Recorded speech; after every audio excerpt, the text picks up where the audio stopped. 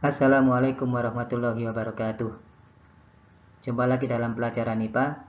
Kali ini kita akan membahas kemagnetan dalam pemanfaatannya dalam kehidupan atau dalam produk teknologi. Sebelumnya kita telah membahas listrik statis dan listrik dinamis, di mana fenomena yang terjadi dalam listrik statis maupun listrik dinamis itu diakibatkan oleh partikel penyusun atom yang bermuatan listrik negatif, yaitu elektron. Pada materi kemagnetan ini ternyata sifat kemagnetan yang dipengaruhi oleh atau disebabkan oleh dari elektron yang menyusun setiap atom. Itu nanti kita bahas lebih detail pada slide-slide selanjutnya.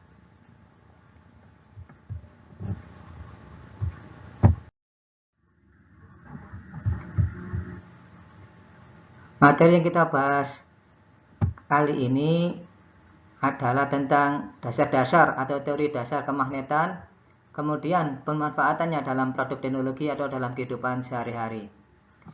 Di gambar itu adalah contoh peristiwa aurora. Kalian bisa searching, cari di Google apa itu aurora. Itu kelihatan indah di langit, cuman tidak kelihatan di Indonesia itu. Kelihatan pada daerah-daerah tertentu. Silakan cari informasinya di Google. Terus apa hubungannya dengan kemagnetan?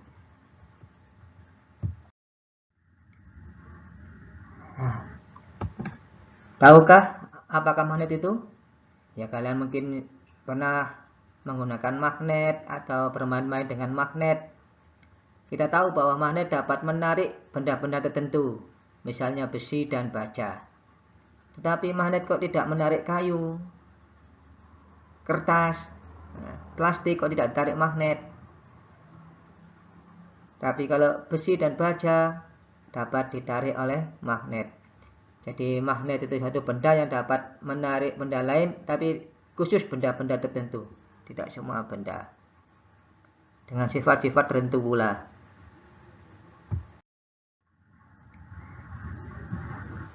Nah, ini tentang bahan, itu dapat kita bedakan menjadi 3 untuk lebih mudahnya. Yaitu jika kita punya bahan atau material, kita taruh di medan magnet, maka akan mendapat pengaruh dari magnet ataupun tidak mendapat pengaruh dari magnet. Nah, bahan-bahan tersebut dapat dibedakan menjadi 3, yaitu ferromagnetik, paramagnetik, dan diamagnetik. Nah, kalau ferromagnetik ini mudah dipengaruhi oleh magnet dan dapat dijadikan magnet, itu ferromagnetik. Contohnya besi. Besi itu dapat ditarik oleh magnet, berarti dan dipengaruhi oleh magnet. Kemudian dapat juga besi dijadikan magnet, nanti kita bahas selanjutnya.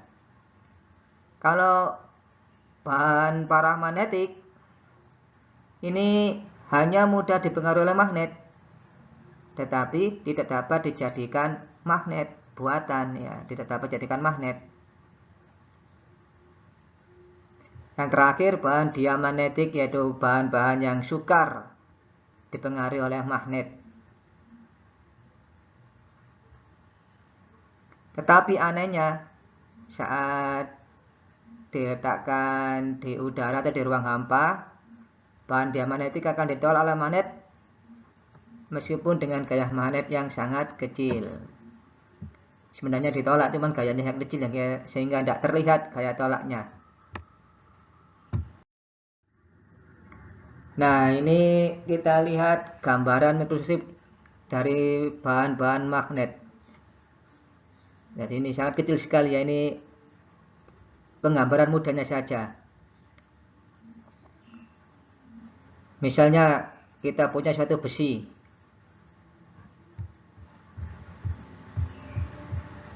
Ini besi yang belum menjadi magnet ini. Tanda panahnya kelihatannya tidak teratur. Tanda panah itu apa? Itu tanda panah menunjukkan arah momen magnet pada daerah tertentu. Jadi di dalam sini, satu wilayah ini banyak terdapat elektron. Kalau satu domain itu sekitar ini ya, 10⁻20 atom. Nah, di dalam setiap atom itu terdapat banyak elektron. Bayangkan. Nah, 10⁻20 itu berapa? Ya, kamu tulis 1, kemudian diikuti oleh 0 sebanyak 20. Ayo, berapa itu? Meskipun banyak sekali atomnya, ini ukuran sangat kecil.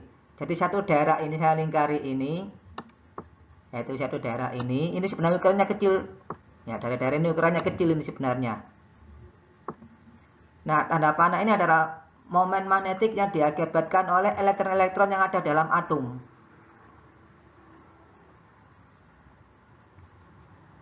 Satu daerah ini arahnya searah, satu grup, maka disebut domain. Jadi satu domain itu satu daerah di mana terdapat grup di dalam grup tersebut terdapat banyak elektron yang medan magnetnya atau arah momen magnetnya itu searah. Beberapa daerah ini yang lingkaran besar ini, beberapa daerah sebelum menjadi magnet ini itu tanda panahnya atau arah medan magnetnya atau momen magnetnya tidak beraturan. Tetapi setelah menjadi magnet, arahnya menjadi beraturan, banyak yang searah. Nah, banyak yang searah. Ini contoh lain. Nah, ini gampangannya. Jadi seolah-olah daerah tersebut, kotak-kotak ini daerah, bukan kotak, ini daerah kecil ini, daerah-daerah kecil ini dianggap sebagai magnet kecil. Nah, ini. Yang merah itu adalah utara, yang biru adalah selatan. Gampangannya itu untuk membedakan. Nah, yang ini kan nggak teratur. Jadi yang ini tidak teratur. Acak tidak teratur. Ini besi sebelum menjadi magnet. Kalau besi menjadi magnet, hasilnya ini teratur. Nah, bedanya itu. Kalau menjadi magnet tidak teratur, sama seperti atasnya ini ya. Kalau menjadi magnet, menjadi teratur. Ini gampang-gampangannya.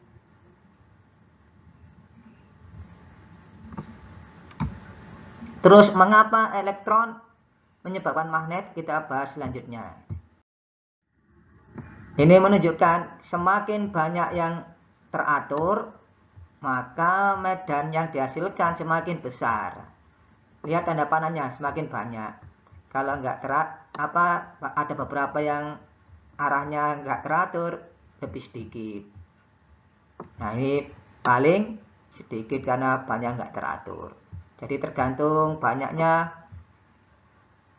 domain yang arah medan magnetnya sama. Ini paling banyak. Ini yang paling banyak ini. Nah, ini asal-usul sifat magnet ini, asal mulanya. Nah, elektron. Ini elektron ya. Di dalam sebuah atom itu berotasi.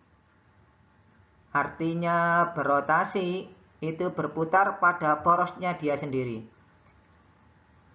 Tidak mengelilingi sesuatu, namanya rotasi ini loh, berputar sendiri ya pada porosnya ini. Ada yang searah jarum jam, ada yang berlawanan arah jarum jam. Maka medan magnetnya arahnya beda-beda. Kalau arahnya seperti ini, nah, medan magnetnya ke arah bawah. Kalau arahnya seperti ini, medan magnetnya ke arah atas. Jadi rotasi tiap elektron menghasilkan arah yang berbeda. Selain rotasi ini yang disebut magnet spin, ini istilahnya ya, momen magnet spin, karena berputar pada porosnya sendiri, yaitu yang sifat 2 ini. Ini magnet spin, gambar A. Yang gambar B itu elektron mengelilingi nukleus atau inti atom. Nah, nukleus itu inti. Nah, dikelilingi oleh elektron. Nah, ini inti atom dikelilingi oleh elektron. Nah, saat elektron mengelilingi inti atom menghasilkan medan magnet juga ini. Itu. Jadi ada 2 hal yang menyebabkan medan magnet, yaitu perputaran elektron pada porosnya yang disebut momen magnet spin, dan perputaran elektron mengelilingi inti atom atau gerakan elektron mengelilingi inti atom yang disebut dengan momen magnet orbital.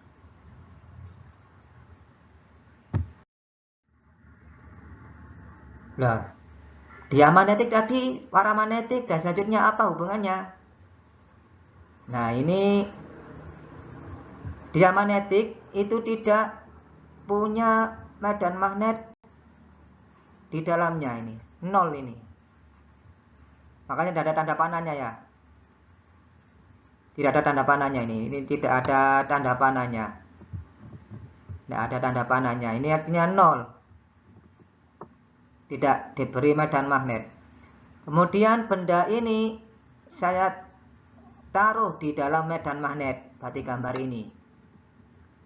Taruh dalam medan magnet yang arahnya medan magnet ke atas. Ternyata kalau diamagnetik menimbulkan arah kebalikannya, ke arah bawah, kebalikannya ya.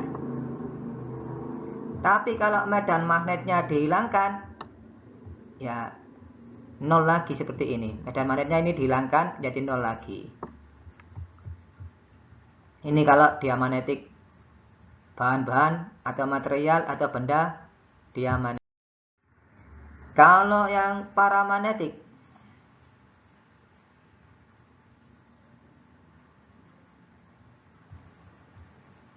momen magnetnya tadi yang disebabkan oleh elektron di dalam tiap atomnya yang membentuk domain elektron atau grup, itu arahnya nggak beraturan. Ini sebelum ada medan magnet luar. Setelah kita beri medan magnet luar, ternyata arahnya menjadi beraturan dan searah medan magnet luarnya. Ini tanda panah besar, yaitu ini dan ini. Itu adalah medan magnet luar. Kalau kita hilangkan, kembali acak lagi. Nah, kembali acak lagi. Kalau medan magnet luarnya dihilangkan, kembali acak lagi. Sehingga ini, kalau kembali acak lagi, ini tidak bisa menjadi magnet. Hanya menjadi magnet saat ada apa? Saat searah dengan medan magnet ini keluar ini. Kalau tidak ada, menjadi acak lagi, tidak ada medan magnetnya lagi. Tidak menghasilkan medan magnet. Dengan bahan ferromagnetik atau material ferromagnetik. Contohnya baja dan besi. Mula-mula kan tidak beraturan. Ini. Kemudian diberi medan magnet menjadi beraturan. Medan magnetnya dihilangkan, tetap beraturan. Jadi bahan ferromagnetik ini menjadi magnet. Tapi jika dipanaskan, ada plus Tc ini, ya ada plus Tc. Ini dipanaskan, maka sifat magnetnya menjadi hilang karena menjadi tidak beraturan lagi. Gitu.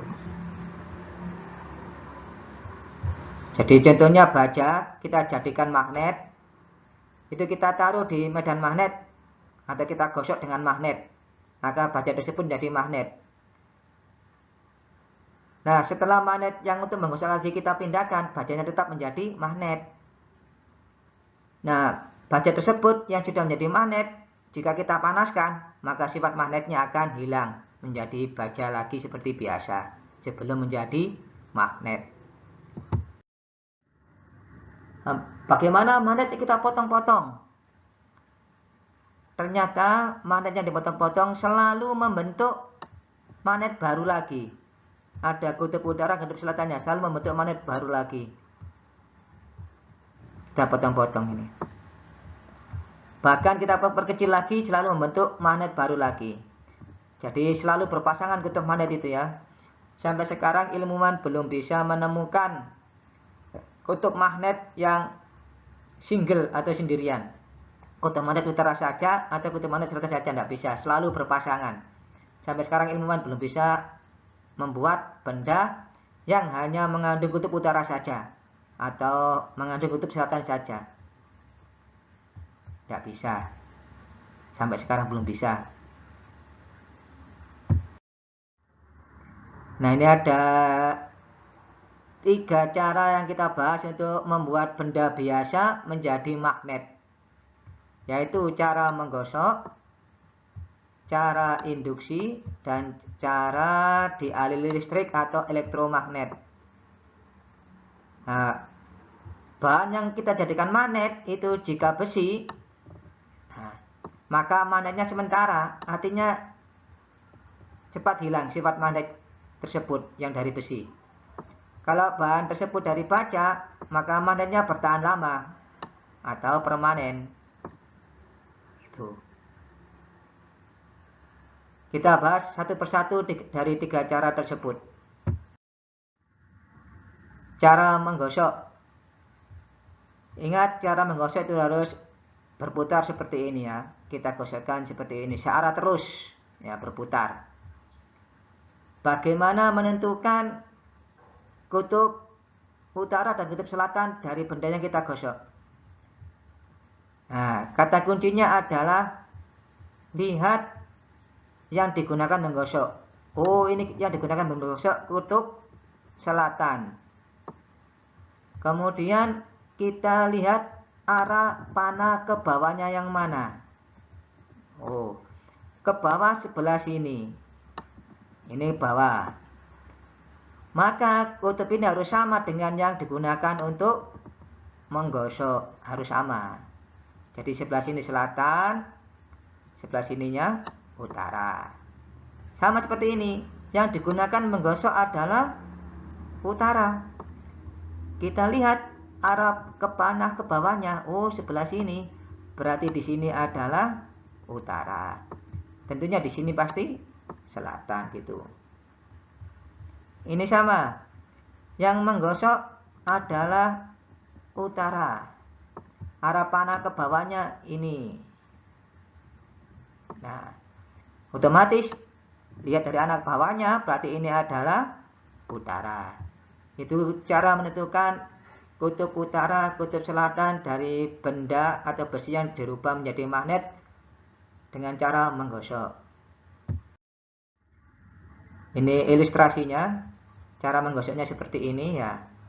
Sebelumnya tidak teratur, ini ada jarum besi atau baja sebelumnya tidak teratur, yaitu tentang domain magnetnya nggak teratur.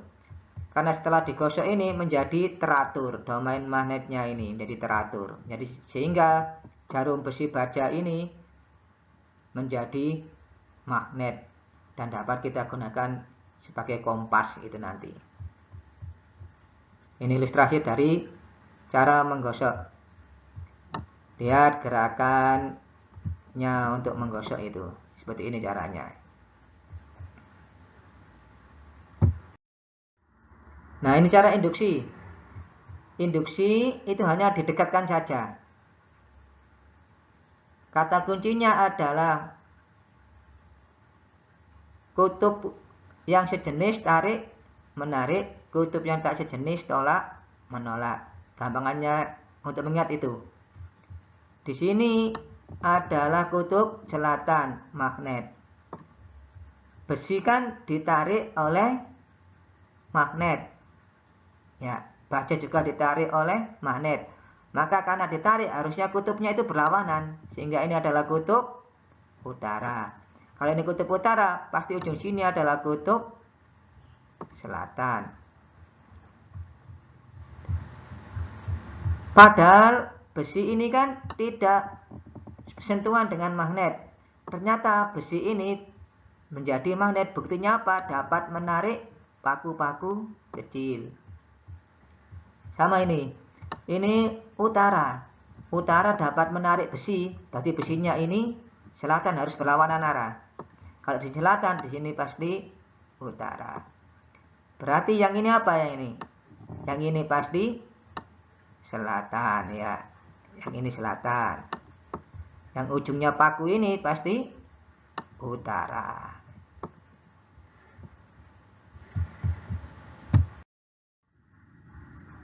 Jalan ketiga, mengalirkan arus searah atau DC. Contohnya arus searah adalah baterai, bukan arus yang dari PLN langsung itu. Ini paku, kita lilit dengan kawat. Nah, kita lilit dengan kawat. Semakin banyak lilitannya, semakin besar medan magnet yang dihasilkan. Sehingga dapat menarik klip-klip besi ini dapat ditarik. Gitu. Ini kalau kita gunakan besi, sifat magnetnya adalah sementara. Ya, misalnya kalau kita gunakan besi, sifat magnetnya adalah sementara. Jika ini kita putus, nah maka sifat magnet besi ini akan hilang. Kita sambung lagi kawatnya, besi menjadi magnet lagi. Ini digunakan untuk di pabrik-pabrik, biasanya untuk mengangkat besi, gitu kita gunakan alat elektromagnet ini untuk menarik besi-besi atau baja, benda-benda itu kita tarik dengan magnet buatan ini seperti ini. Kalau sudah di tempatnya aliran listriknya kita putus sehingga bahan-bahannya di menempel akan terlepas. Nanti ada gambar contohnya penerapannya. Nah, ini kaidah untuk menentukan arah utara selatan. Ingat, kita harus menentukan dulu mana positif dan negatif arus pada baterainya. Kemudian kita tentukan arah arus listriknya. Kemudian kita gunakan tangan kanan ini. Oh, jempol itu adalah kutub utara. Jari-jari ini arah arus. Ini arah arus. Jempol ini arah kutub utara. Ingat, ini harus tangan kanan ya. Kanan, tangan kanan, bukan tangan kiri yang kita gunakan. Tangan kanan. Nah, ini contoh penggunaannya. Nah, positif yang panjang ini, yang panjang ini positif, yang pendek negatif. Ingat, arus listrik dari positif menuju negatif. Karena kan lewat belakang, balik, sehingga ini akhirnya turun ke sini kan ya. Loh. Arahnya turun ke bawah semua, berarti ini adalah arah arus. Kita gunakan kanan, berarti yang di sini jempol adalah arah utara. Sama seperti ini. Arah arus naik, nah jempolnya ini adalah arah utara. Jadi kalau ada soal seperti ini, mana kutub utara dan mana kutub selatannya? Langkah pertama, tentukan dulu arah arus listriknya ini. Dari mana arus listrik kita tahu? Dari kutub positif, yaitu yang panjang, menuju kutub negatif, yaitu yang pendek ini. Arahnya, oh ini naik, berarti ini naik semua ini berarti ya, sebelah sini. Karena naik semua, kita gunakan aturan tangan kanan. Maka yang jempol adalah utara. Tuh cara menentukannya. Ini contoh beberapa penerapan elektromagnet dalam kehidupan sehari-hari tadi. Ini kan besi. Kalau kita beri listrik, ya ini kita beri listrik, ada baterainya itu, ini power supply baterai, maka ini akan menjadi magnet. Karena ini menjadi magnet, ini akan ditarik ke sini, ya, ketarik. Ini ketarik. Karena ini ketarik, otomatis ini akan memukul bel. sama. Relay atau saklar. Nah, ini akan menjadi magnet jika kita beri arus. Nah, karena ini menjadi magnet, ini akan ketarik ke sini. Nah, sehingga ini akan nyambung, terjadi listrik mengalir. Nah, ini elektromagnetnya. Elektromagnetnya ini. Ini saat nyambung. Nah, lampunya nyala. Nah, ini contoh relay atau saklar elektromagnet. Kemudian kalau bel listrik, nah ini sumber baterainya. Nah, ini elektromagnetnya.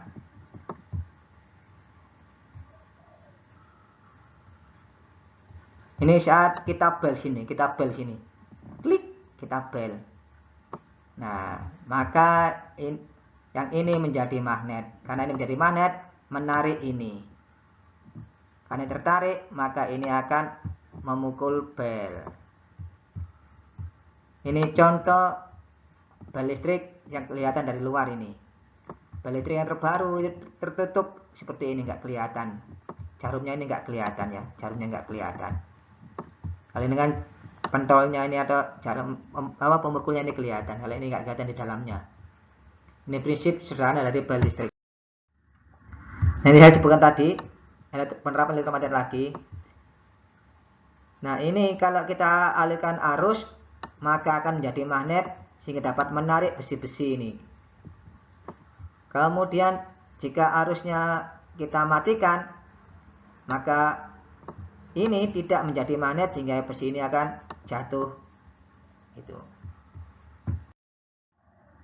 Ini cara menghilangkan sifat kemagnetan. Kita pukul-pukul, maka magnet akan hilang. Kita panaskan seperti tadi kita bahas sebelumnya, akan hilang. Terus kita beri arus AC atau bolak-balik. Beda dengan DC ya, dari DC contohnya baterai, itu menjadi magnet. Kalau ini kan AC, ini malah menghilangkan sifat kemagnetan. Nah, medan magnet itu daerah di sekitar magnet yang jika ada suatu benda ditaruh di daerah tersebut akan terkena gaya magnet. Medan magnet itu dari utara menuju selatan. Ini contoh yang kutub beda tarik menarik. Ini yang sejenis tolak menolak. Kenapa tolak menolak? Karena garis gayanya berlawanan arah. Garis gaya dari utara menuju selatan. Ini kan sama-sama utaranya. Sehingga ini arahnya beda, tolak menolak. Nah, ini loh. Arah medan magnet dari utara menuju selatan. Ini hasil percobaannya, kita gunakan serbuk besi ini pada satu magnet. Ini yang satu magnet ya. Kemudian ini dua magnet yang beda jenis. Yang ini utara, yang ini selatan. Ini yang beda jenis, misalnya sama-sama utara. Kelihatan bedanya ya.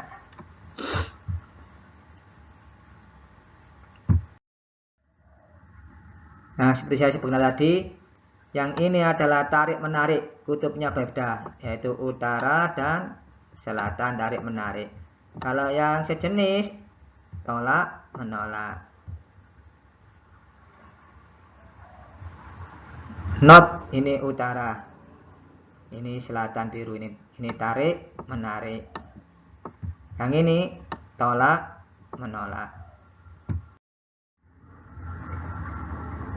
Nah, ternyata tidak hanya magnet saja yang menghasilkan medan magnet. Arus pun dapat menghasilkan medan magnet. Ini ada kawat, kita beri arus listrik, ternyata ada medan magnet yaitu BB, ini namanya lambang dari medan magnet. Kita gunakan aturan tangan kanan ya, ini aturan tangan kanan.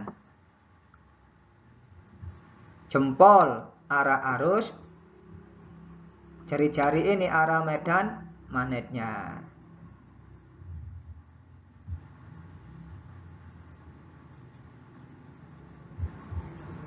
Ini kalau arah arus ke atas seperti ini, kalau arah arus ke bawah seperti ini arah medan magnetnya. Jadi tidak hanya benda magnet yang dapat menghasilkan medan magnet, arus pun pada suatu penghantar atau kawat menghasilkan medan magnet. Ini kalau kawatnya lurus. Kalau kawatnya lingkaran seperti ini nanti medan magnet dihasilkan. Ini tadi adalah kawat arus tadi ya, contohnya untuk membuat magnet yang elektromagnet yang ketiga menghasilkan medan magnet seperti ini. Nah, ini medan magnet akan kuat jika dalamnya ini kita tambahkan baja atau besi. Seperti tadi, cara membuat benda menjadi magnet yang cara ketiga tadi itu. Ini kalau kita tambahkan besi di dalamnya, maka medan magnet yang dihasilkan ini akan semakin besar.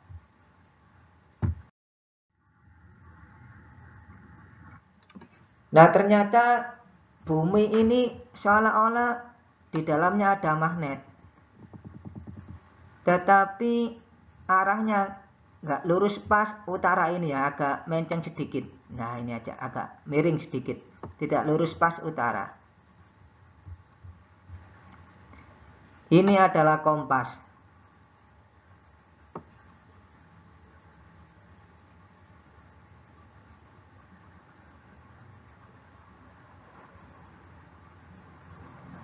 Maka kompas itu sebenarnya ada celah sedikit, ada sudut sedikit yang terbentuk miring. Itu. Dan kompas juga tidak tegak lurus seperti ini ya. Ini lurus seperti ini, enggak. Ternyata kalau ini misalnya ini bumi ya, ternyata kompas itu agak miring dari bidang datar, agak miring seperti ini. Ya karena bumi kan bulat. Kalau di daerah-daerah tertentu kan agak miring medan magnetnya sehingga membentuk sudut, namanya sudut inklinasi dari bidang datar. Kalau dari utara bumi dan selatan bumi disebut sudut deklinasi. Ini sudut deklinasi. Menyimpangnya kompas dari arah utara selatan bumi disebut sudut deklinasi. Kalau menyimpangnya kompas dari arah bidang datar disebut sudut inklinasi.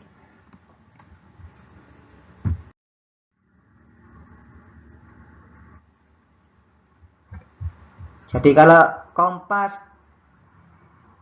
kalau utaranya bumi, berarti ini sebenarnya medan magnetnya kutub selatan bumi sebenarnya. Kenapa kompasnya menuju utara? Berarti kompas ini kutub utara kompas. Maka yang di bumi ini pasti kutub selatan bumi. Jadi harus beda-beda, karena harus tarik-menarik, kebalikannya ya.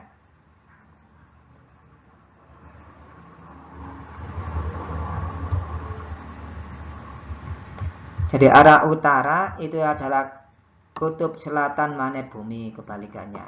Tapi kalau arah selatan kutub utara magnet bumi. Ya ini. Jadi beda-beda.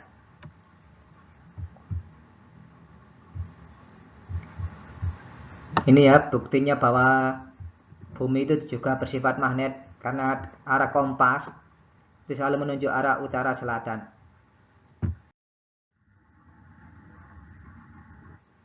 Nah, gaya Lorentz. Ternyata kawat berarus ini, ya ini kawat berarus, jika kita letakkan di medan magnet,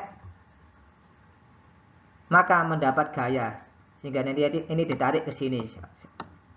Nah, kalau arah arusnya ke atas, arah medan magnetnya masuk ke dalam. Ini arah medan magnet masuk ke dalam layar monitor ini ya. Kalau arah arusnya ke bawah, maka kawatnya ditarik ke arah sini. Nah, ini aturannya. Kemana arah gayanya? Kita gunakan aturan tangan kanan. Ini bisa pakai ini. Kalau yang jempol ini arah arus dan telunjuk ini arah medan magnet, maka jari tengah adalah arah gayahnya. Atau seperti ini, jempol ini arah arus, medan magnetnya jari-jarinya, maka yang keluar dari tapak tangan kanan kita adalah arah gayahnya. Nah, gaya Lorentz ini dipengaruhi oleh 3 hal, yaitu medan magnet, kuat arus, dan panjangnya kawat. Semakin besar medan magnet, maka gaya Lorentz semakin besar. Semakin besar arus listrik, maka gaya Lorentz yang dialami kawat juga semakin besar. Semakin panjang kawat, maka gaya yang dialaminya juga semakin besar. Ini ilustrasinya ini.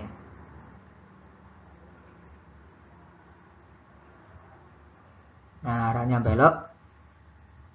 Kalau ada arusnya ke bawah, belok ke sini. Arusnya ke atas, belok ke sini. Kalau tidak ada arus, yang tidak berbelok.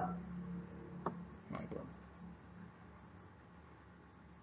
Ini tidak ada arus, tidak berbelok. Kalau ada arus, berbelok.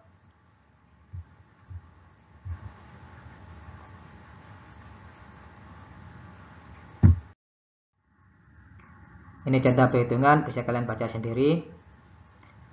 Hanya tinggal mengalihkan saja, mudah ini. Ini khusus yang tegak lurus ya. Nanti kalau yang nggak tegak lurus, nanti akan dibahas di tingkat SMA nanti.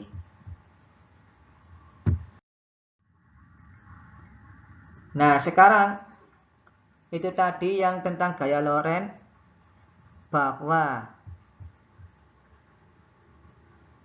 kawat berarus itu menghasilkan medan magnet. Karena kawat berarus menghasilkan medan magnet, dapat ditolak oleh medan magnet sehingga menimbulkan gaya Lorentz. Sekarang kita bahas induksi elektromagnetik.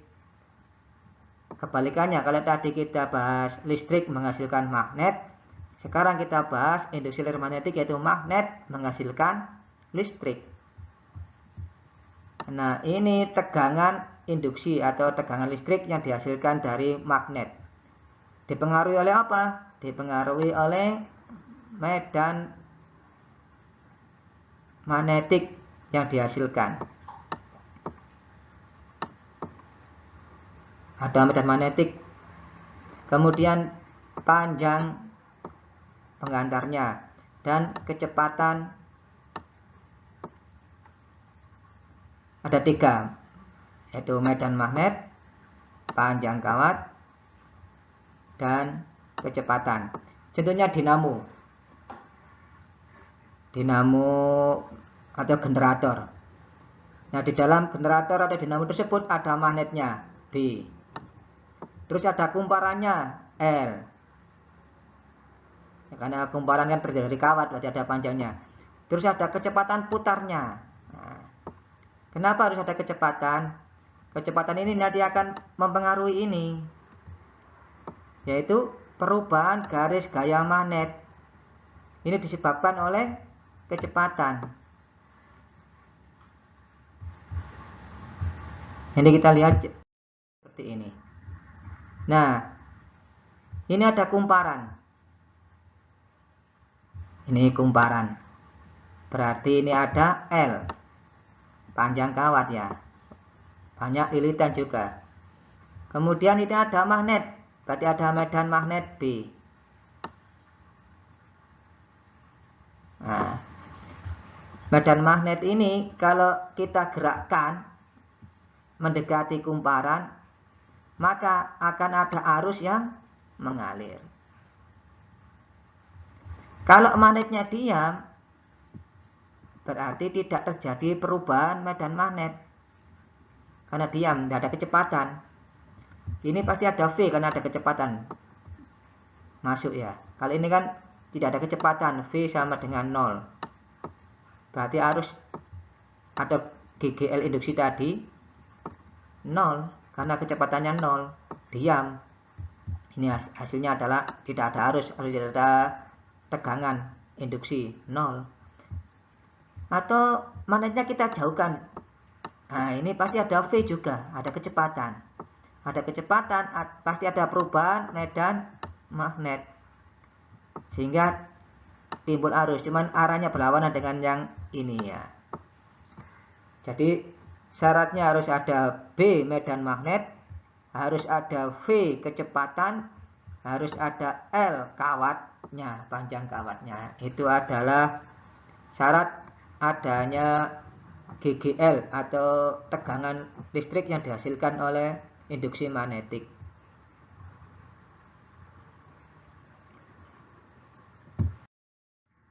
Ini ilustrasinya. Magnetnya digerakkan, maka akan timbul arus. Kalau magnetnya diam, ya tidak timbul arus. Ini indikator adanya arus. Ini pakai galvanometer, menunjukkan ada arus atau ada tegangan. Nah, ini juga sama ya. Kalau diam 0, kalau bergerak ada perubahan.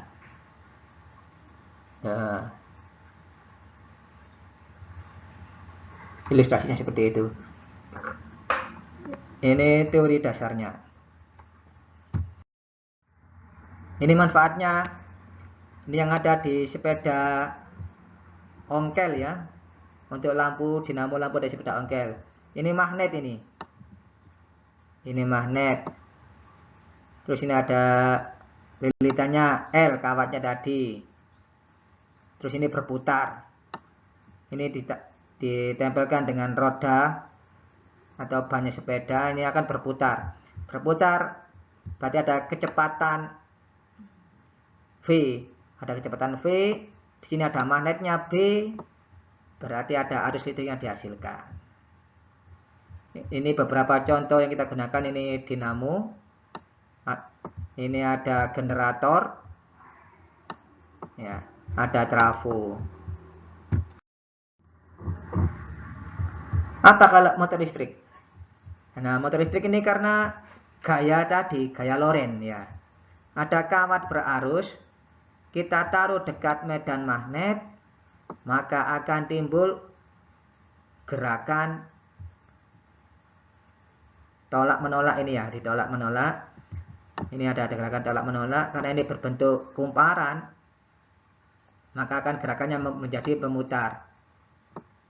Contoh sederhana adalah pada kipas angin, terus pada Tamiya kalian, mobil Tamiya kalian. Prinsipnya itu. Ada magnetnya. Nah, magnet ini menghasilkan medan magnet. Nah, medan magnet ini akan menolak kawat yang berarus ini. Karena gaya Lorentz tadi, gaya Lorentz-nya akan membuat, karena diatur posisinya menjadi gerakannya berputar. Kalau ini generator listrik menghasilkan listrik, jadi magnet menghasilkan listrik kalau kita putar ini. Semakin cepat kita putar, listrik yang dihasilkan semakin terang. Semakin banyak lilitannya ini nanti, maka listriknya dihasilkan juga semakin terang. Semakin besar medan magnet ini, maka listrik yang dihasilkan juga semakin besar. Trafo. Trafo adalah alat untuk merubah tegangan listrik. Ya, kalau primer itu berarti tegangan sumber listrik masukannya. Kalau yang sekunder itu keluarannya. Nah, trafo step up. Up artinya naik. Tegangannya menjadi naik. Misalnya mula-mula 5 volt. Kalau step up akan menjadi misalnya 100 volt. Kebalikannya step down turun. Jadi mula-mula 100 menjadi 10 misalnya. Ini turun. Ini namanya trafo step down. Jadi trafo ini gunanya untuk menaikkan tegangan ataupun menurunkan tegangan. Kalau menaikkan tegangan disebut trafo step up. kalau menurunkan tegangan tersebut trafo step down. Nah, kok bisa? Ini kita pada trafo hubungan antara tegangan dan jumlah lilitan itu ini hubungannya, ini untuk trafo ideal. Untuk mengingatnya, antara V dan N itu sejenis. Kalau P ya sama-sama P, kalau S ya sama-sama S. Tapi kalau dengan arus I ini kebalikannya ya. Kalau di sini P, di sini S kebalikannya. Di sini S, di sini P kebalikannya. Itu cara mengingatnya. Untuk mudah mengingatnya. Kalau antara V dan N itu adalah sejenis. Kalau antara V dan I adalah kebalikannya. SB, SB. Kalau V dan N, PP, SS sama. V itu adalah tegangan, N itu jumlah lilitan. P itu lambang primer, S itu lambang sekunder.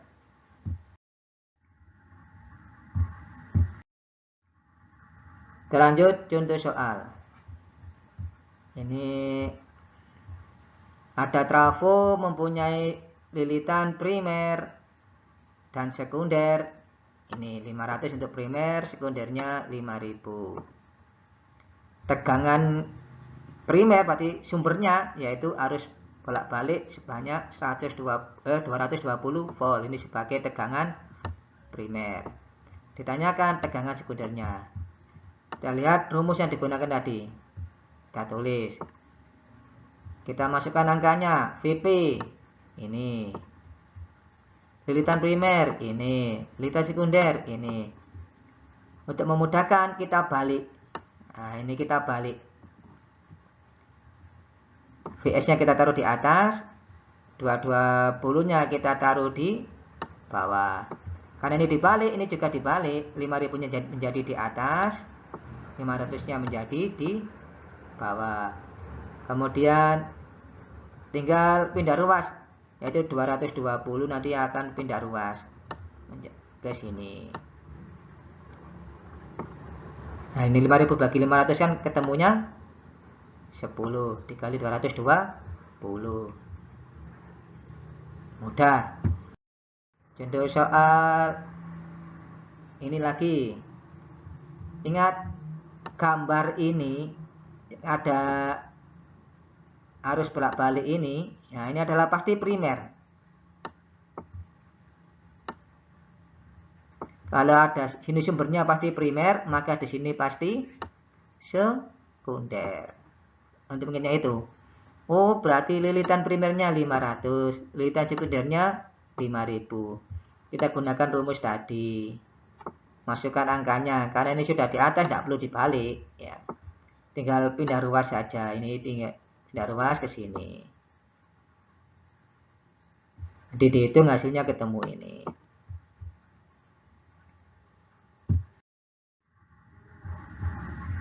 Mana yang primer untuk soal ini? Tentu yang ada sumbernya ini. Nah, ini pasti primer. Yang ini sekunder. Tegangan primernya 220, tegangan sekundernya 2200. Lilitan sekundernya 5000 dan akan lilitan primer. Rumus yang gunakan tetap. Nah, masukkan angka-angkanya. Terus ini tinggal pindah ruas. Ya. Selesai. Mudah.